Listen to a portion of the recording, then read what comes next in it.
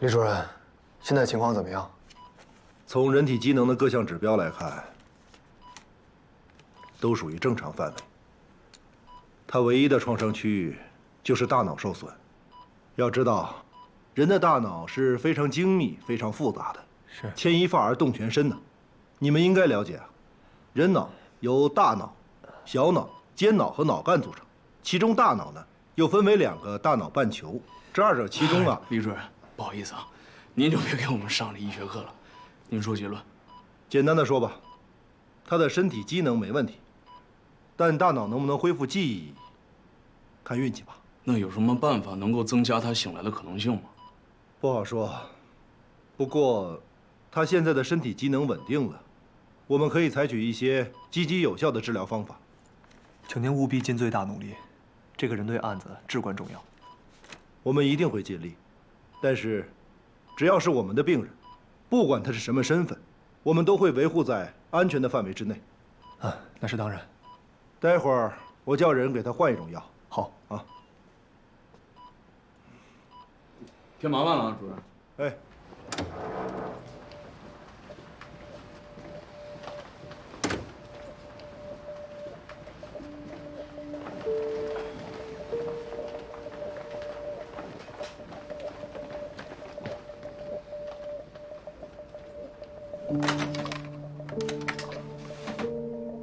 小刘，你到办公室来一趟。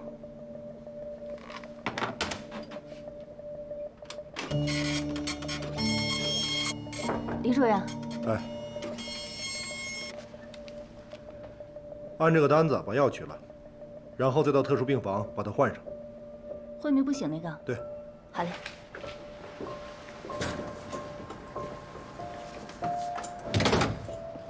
你跟老六可看好了啊，千万别出差错。放心吧。一会儿护士会来换药，乔先生这边有情况马上通知我。行嘞。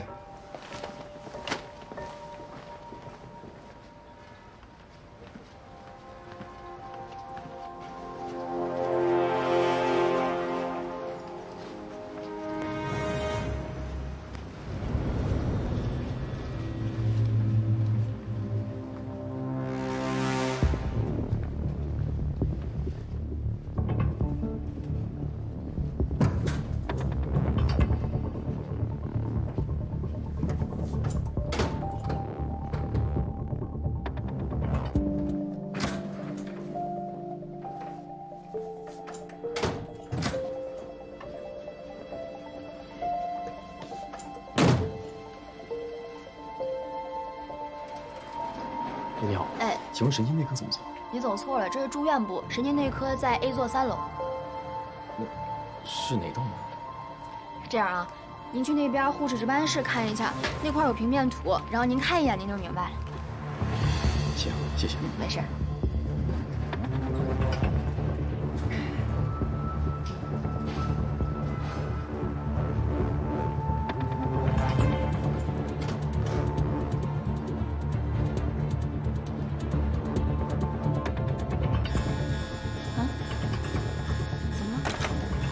李主任，特殊病房的患者突然心脏骤停，你赶快过来看一下。快点，快点！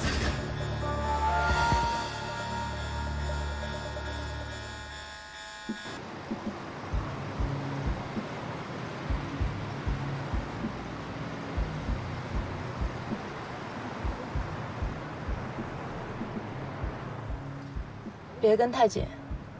明白。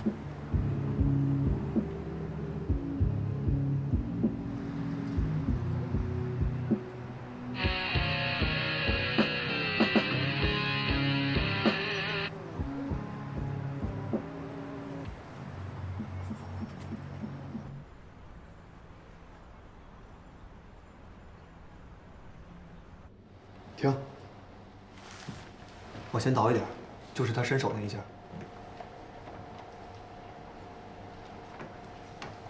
狗急跳墙啊，还真敢在这种地方动手。截取嫌疑人画面，给安科发过去。是。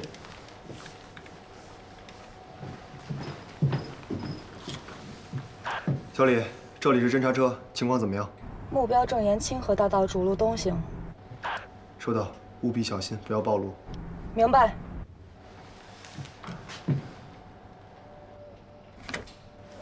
他手套什么时候摘的？在他进入紧急通道之前，手一直在兜里，手套应该还没摘。然后就从地下车库开车走了。对。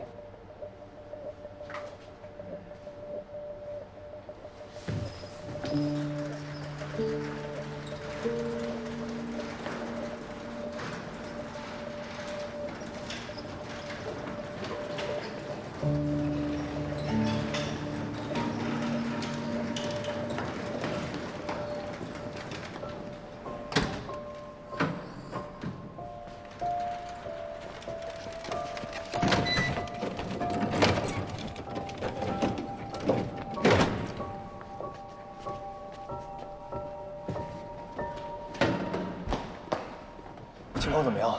还好你及时发现注射器被调包了。刚刚稳住那护士的时候，他已经准备注射了。这么转移，他不会有事吧？没事，人力主任保证过了，不会出问题。那行，千万不能出差错。放心吧。走了啊。走了。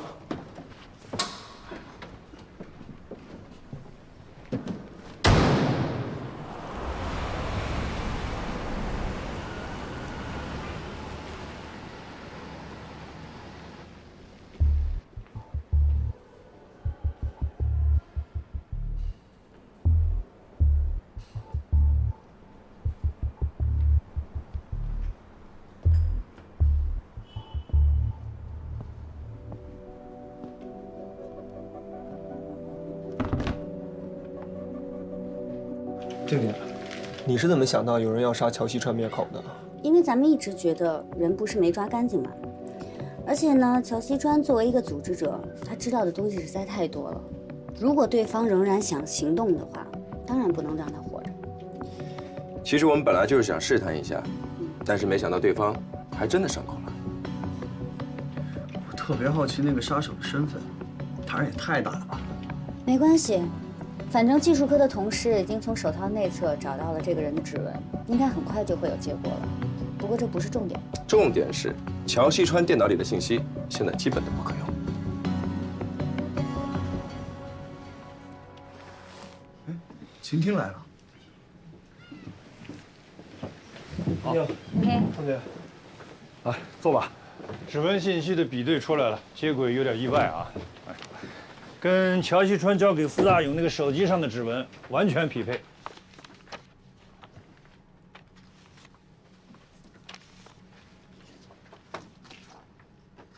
信息这么少吗？这个人在国际上露头已经好几年了，犯罪手段是花样翻新，但一直比较谨慎。这次看来是被逼急了，才亲自冒险到医院去灭口。没有真实姓名，只有一个代码，蝙蝠。蝙蝠？周炼死前那条短信。对蝙蝠的监控进行的怎么样了？一直在盯着呢。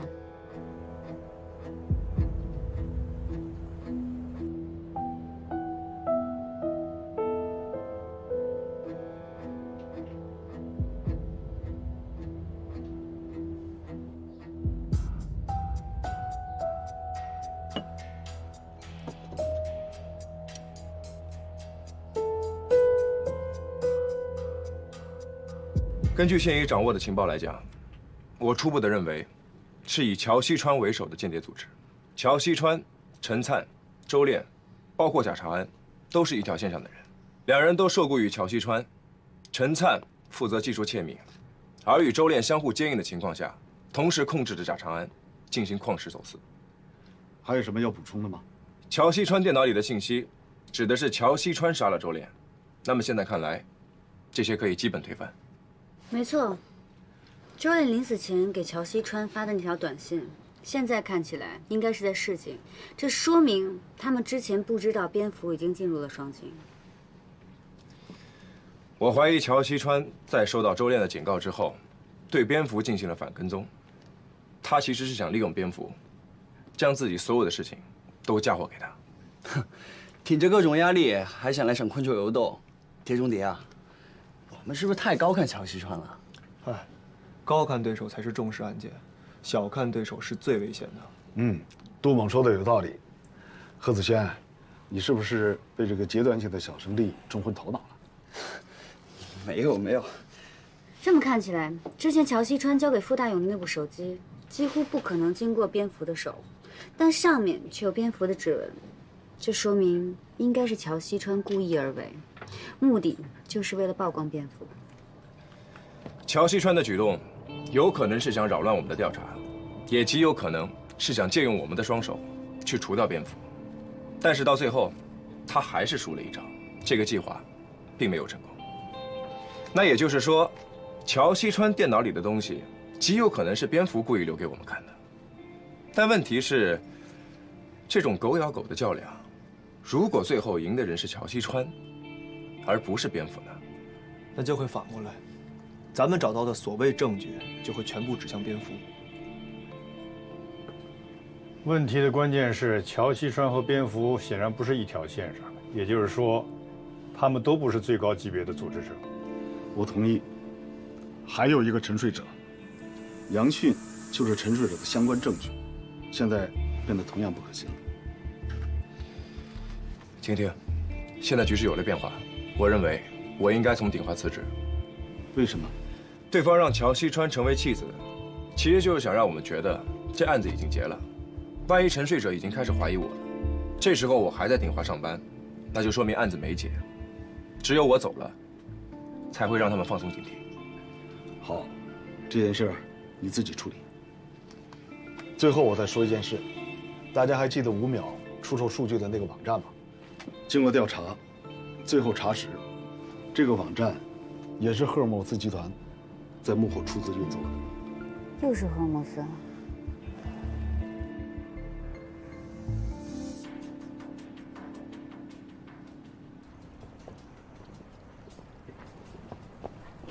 对了，等你从鼎华离职了以后，是不是就可以向市局内部公开你的身份了？看情况吧，其实也不用刻意公开。为什么？你有社交恐惧症啊？就是，这段时间大家累死累活的，都是你在后边下的命令。我是真的有社交恐惧症，安静，我跟你说啊，这样好，这样至少不会在外面沾花惹草的。哼，你嘴这么贫，谁信啊？又不用你信，我都不信。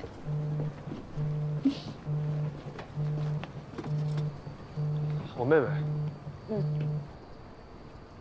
哎，小梁。喂，哥，我到双清了，你在哪儿呢？啊？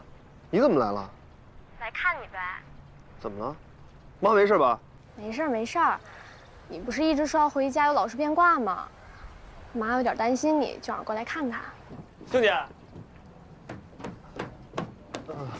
我妹妹来双清了，我可能……你快去陪她吧，我跟马上一会儿去找苗飞。要是有工作的话，晚点我可以再过来。没关系，难得才能陪家人。你开车去吧。那我走了。走吧。走吧。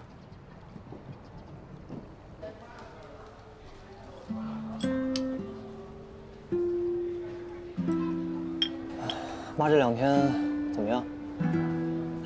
妈的原话是，还挺好，让你别惦记着，好好工作，别分心。实际上呢？实际上不太好，家里那边医疗条件你也知道，勉强维持着吧。我想想办法，看能不能转到市里的医院来吧。你那点工资够吗？这你就不用担心了啊，好好读书比什么都重要。还有一件事儿。什么呀？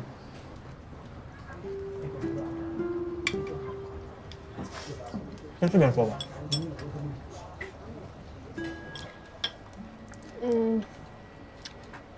哥，我考上大学了。可以呀，你够厉害的，比你跟我有出息多了。可是，我要是上了大学，你负担不就更重了？既然考上了，咱就好好念。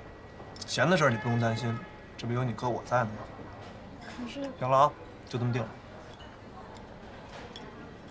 哎呀，一转眼你也要变成大人了，这都要上大学了。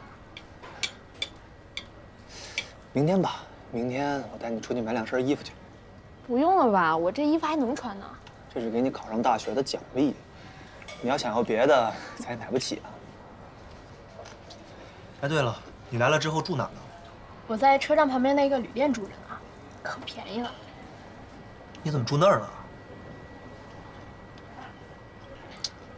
我男生宿舍你也去不了。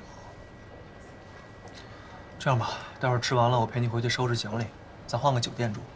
哥，你就别浪费钱了，我住那挺好，不用换。不行，你一个女孩子住那种地方不安全。快吃吧，待会儿凉了。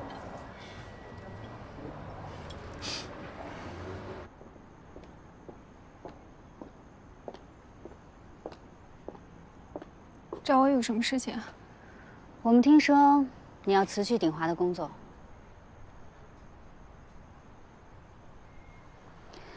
我们理解你的心情，并且觉得你做出这样的决定非常不容易，但是我们都希望你可以再考虑一下。什么意思？我明天就会辞去鼎华的工作，以后再也不去公司，但是有很多事情需要你的配合。这件事情不是已经结束了吗？怎么还需要我帮忙？我们有了新的发现，潜伏在鼎华内部的那个人还在。我好不容易下定决心离开这个是非之地，我不想再卷进去了。况且，我还有妹妹需要我照顾，我不能再让我自己或者我家人陷入危险之中。你们能理解吗？如果我们跟你说这件事情完全没有危险，你应该也不相信。但你的心情和担忧，我们都能理解。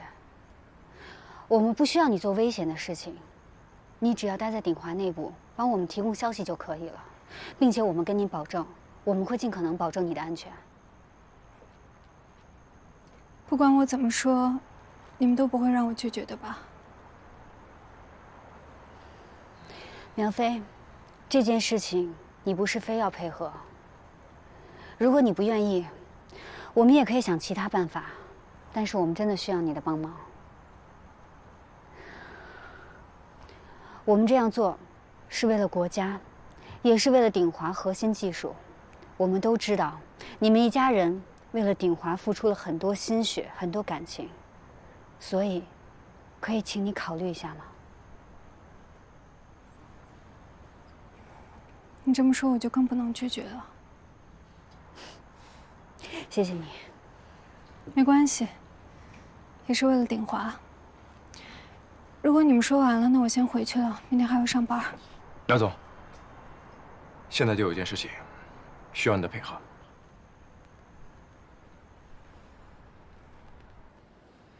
这半年多以来呢，鼎华经历了太多，公司的高层干部也因此换了很多。好在大家和公司一块儿挺过来了。虽然有很多人离开了，但是我相信，新来的同事都是骨干。现在鼎华又有了国企的注资，再加上大家的努力，我相信，鼎华会有一个新的格局和一个新的更好的未来。接下来呢，我要宣布2件事情。一个呢，就是公司内部的调整，就是人力资源部重新并回行政中心，由苗总负责管理。至于曾经的人力资源部经理，马上，要不你来说吧。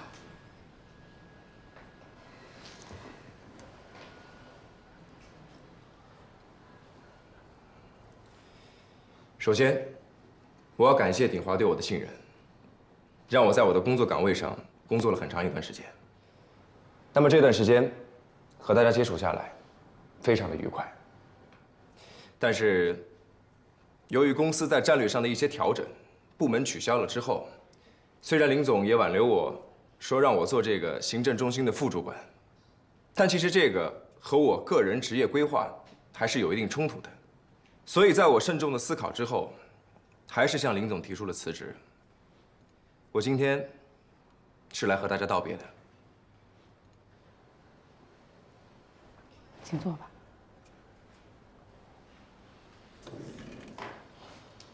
挽留的话呢，之前我已经说了很多了，今天我就不多说了。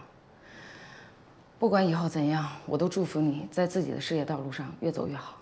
谢谢林总。马上，尽管我们相处的时间不长，但是我对你的印象非常深刻。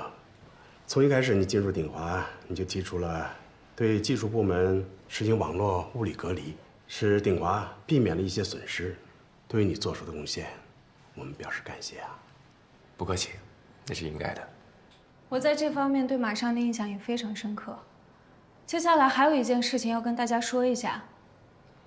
之前林总、马上还有我们3个人有讨论过一个问题，因为近期在鼎华发生的一系列事件，都显露出是有人在觊觎鼎华的核心技术，所以出于安全考虑呢，在鼎华重组并购之后和所有的规章制度都稳定下来之前，我们要制定一个虽然极端，但是非常保险的方式来保护核心技术的安全。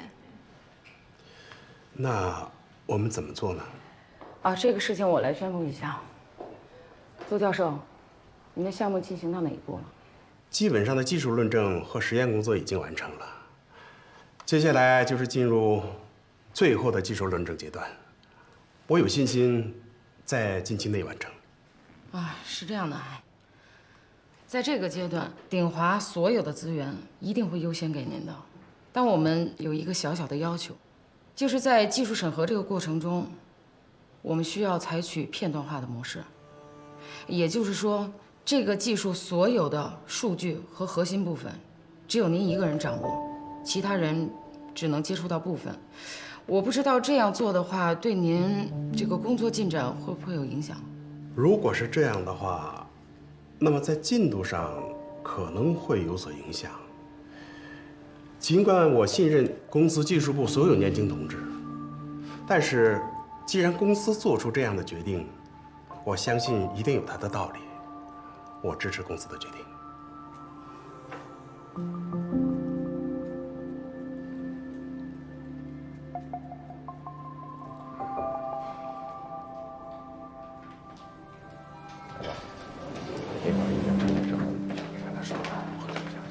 马总，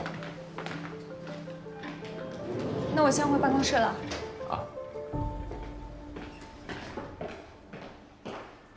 怎么了？聊一聊。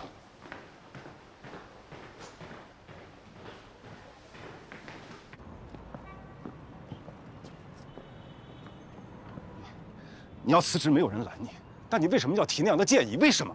你知不知道能接触到这样的技术，对于我们这些技术人员来说，是多好的机会？你先别激动啊，就算接触不到也没什么吧。反正不管怎么样，最后这个项目也还是会你的署名，一点都不影响前途。至于到底参与了多少，这个其实不重要吧？你不懂就不要在这瞎分析。邹教授是这方面的权威，我做了多大的努力，才做到了助理这个位置，才能参与到这个项目。不能跟完全程，一个破署名是弥补不了我的损失的。你这也太夸张了吧！当初玉浩然当上助理的时候，也没见你这么大的反应啊！啊，对，还有玉浩然，哎，你和这个靠关系爬上来的家伙有什么不一样啊？我现在快明白了，你和苗飞就是曾经的庞一山和杨旭，你进这个公司就是苗焕阳特意安排进来帮他女儿的，挤走了庞一山，这公司里就没有人跟苗飞争了，对不对？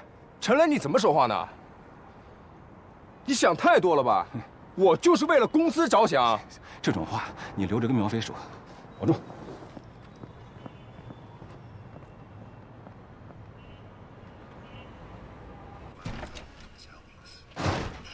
我回来了。啊，赶紧洗手吃饭吧，菜都快凉了。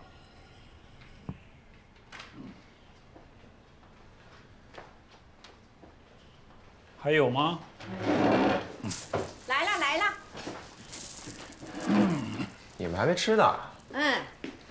这不是等你呢吗？妈，下次您可以直接给我打个电话，不用等我。哎呀，我们哪敢给你随便打电话，就怕打扰你工作。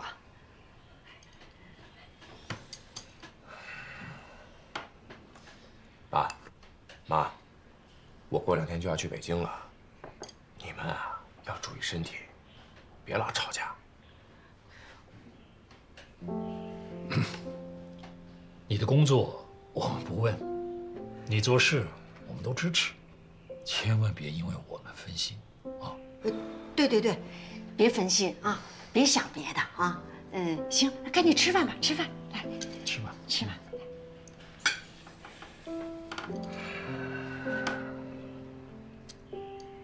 妈，我和您说个好事儿吧。什么事儿啊？我跟安静的事情已经有进展了。真的？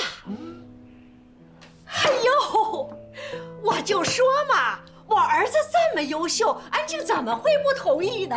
哎，儿子，你赶紧跟妈说说，那个你们现在到底怎么样了啊？妈，您看啊，你刚才那个表现呢，才算是正常的。其实你们不用这样，真的，不要因为我这个工作就什么都不敢说。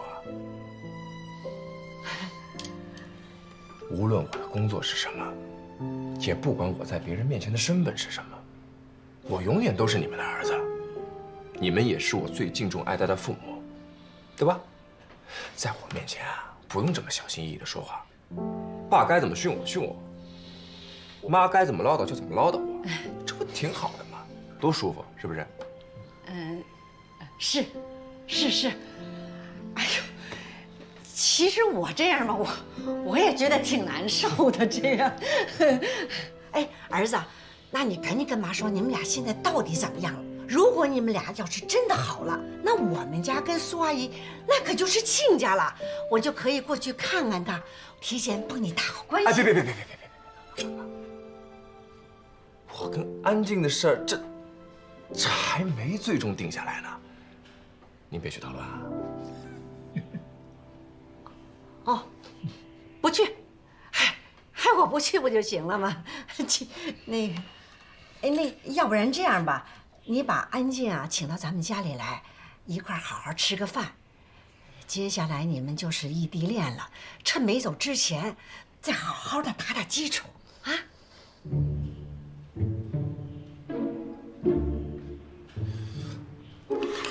妈，来吃饭，吃饭。哎，吃吧。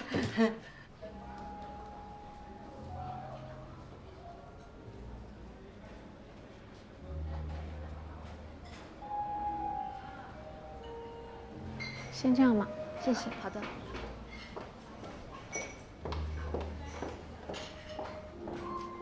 怎么啦？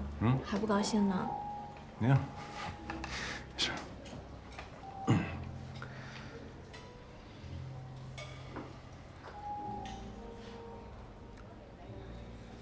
我昨天在公司的时候，给你接个电话，这有点吵。菜上了，你先吃啊。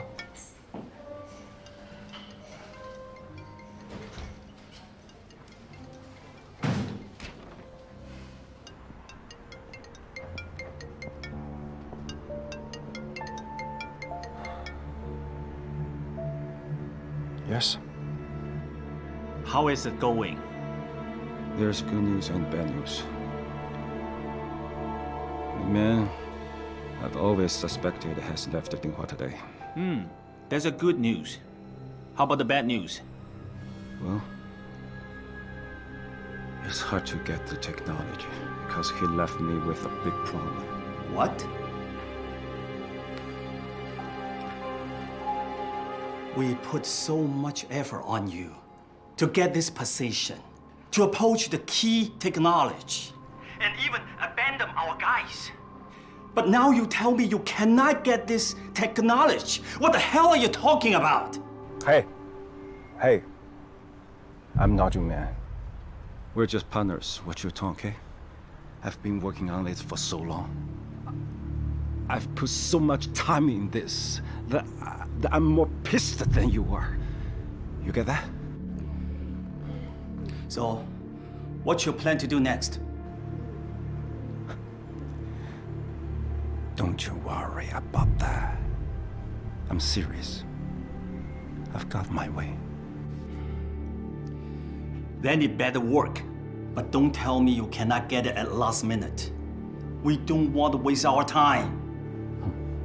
Remember, my reputation is on the line. work for you.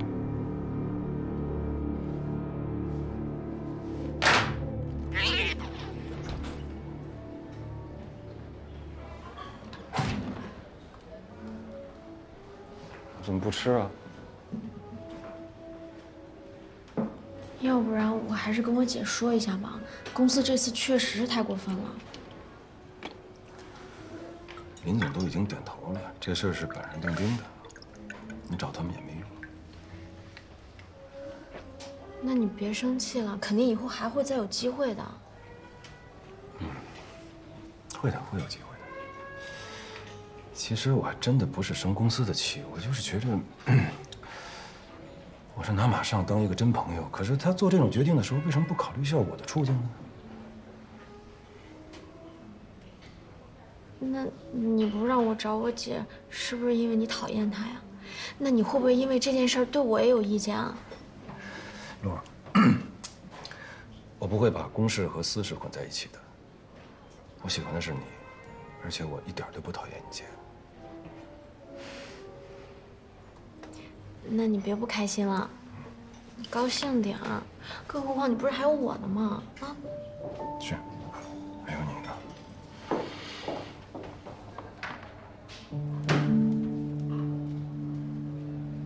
谢谢。请慢用。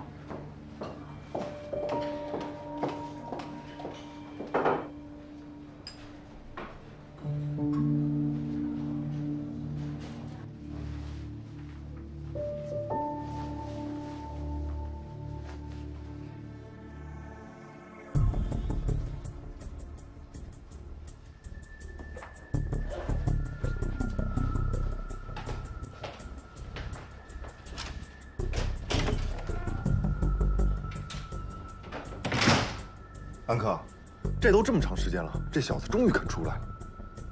我看看。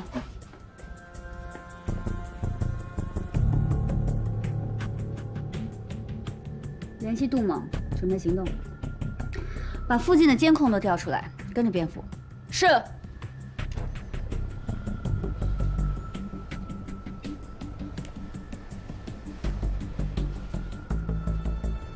目标人物离开，申请行动。你注意安全，别留下任何蛛丝马迹。收到。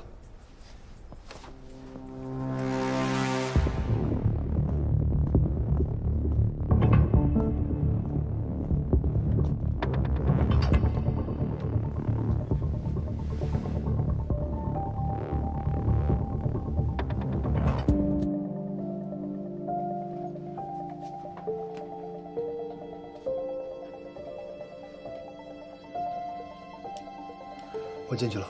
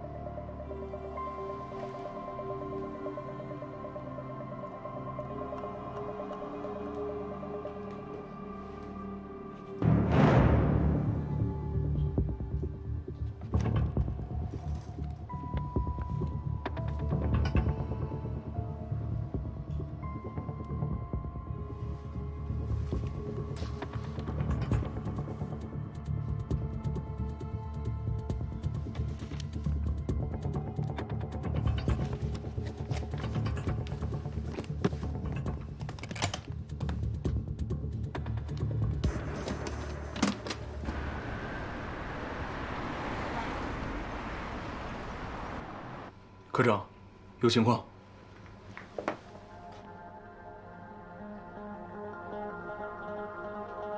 杜猛，目标突然折返，你想办法撤出来。明白。小李，你赶过去帮杜猛拖延一下时间。是。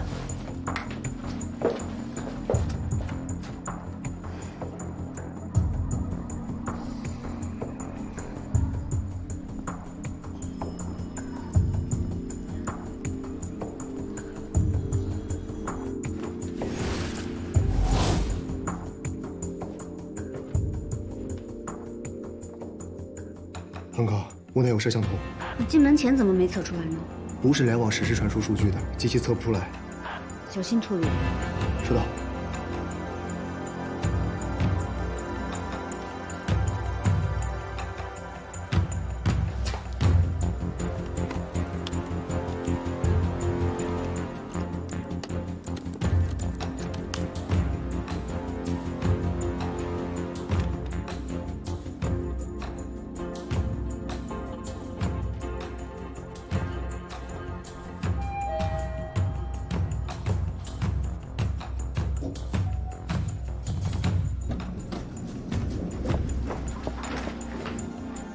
安科，电梯都被我按上顶了。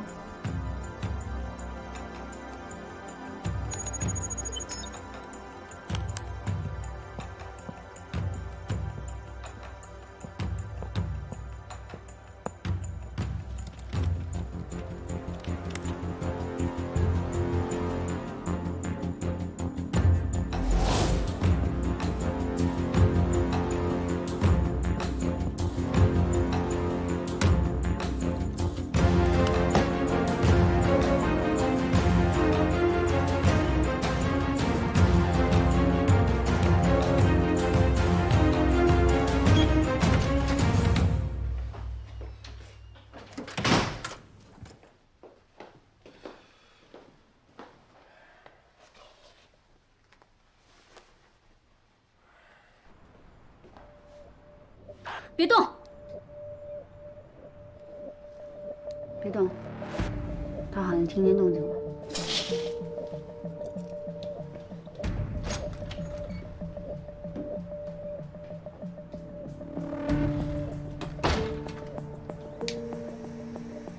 安克，那小子点了根雪茄。这猛子还在外头呢，真等他抽完啊？小李，让酒店前台给目标房间打个电话，找个合理的理由。那可不可以问一下，要不要打扫房间？他不是每天晚上都要喝一种固定的酒吗？你就说这种酒没了，要不要换一款？明白。杜猛，你现在左下角的房间是空的，你能不能想办法过去？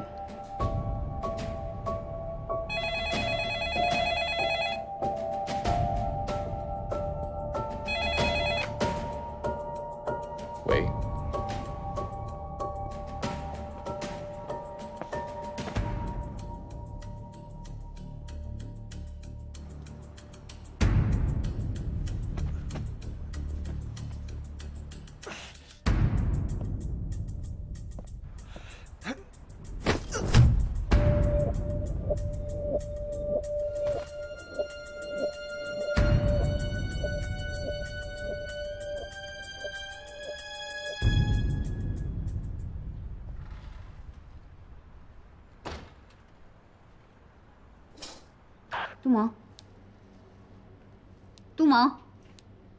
杜猛，收到回复，杜猛，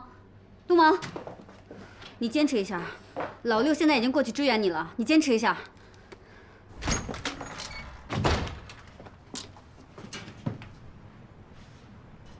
科长，找到猛子了。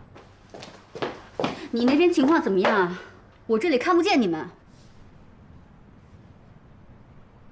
呼吸正常，但估计伤得不轻啊，现在已经昏迷了，应该是后颈撞到了护栏。行，你小心点扶他，避免二次伤害。明白。盯好目标啊，我去医院。明白。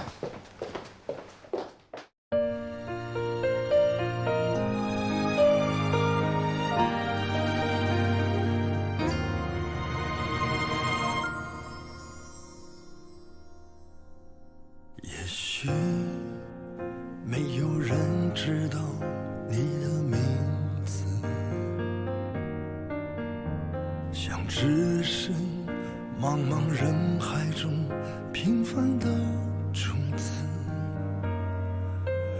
一缕阳光就绽放出最美的样子，燃烧青春，直到所有黑暗都消失。也许没有人记得你的样子，像千万个和你一样的赤子，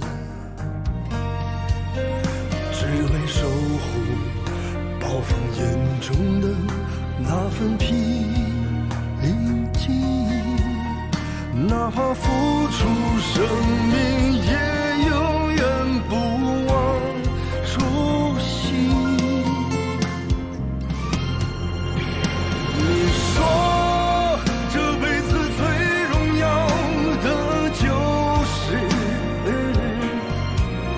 可以默默守候这片土地的安宁，因为热爱所以坚守使命，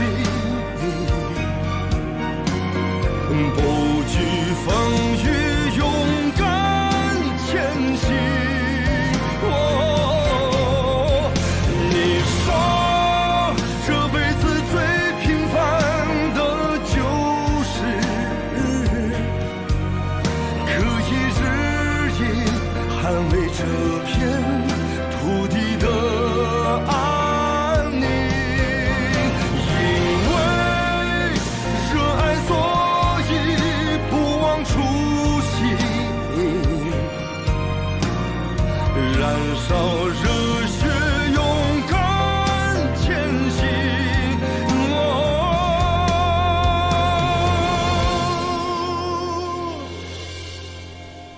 一生无悔，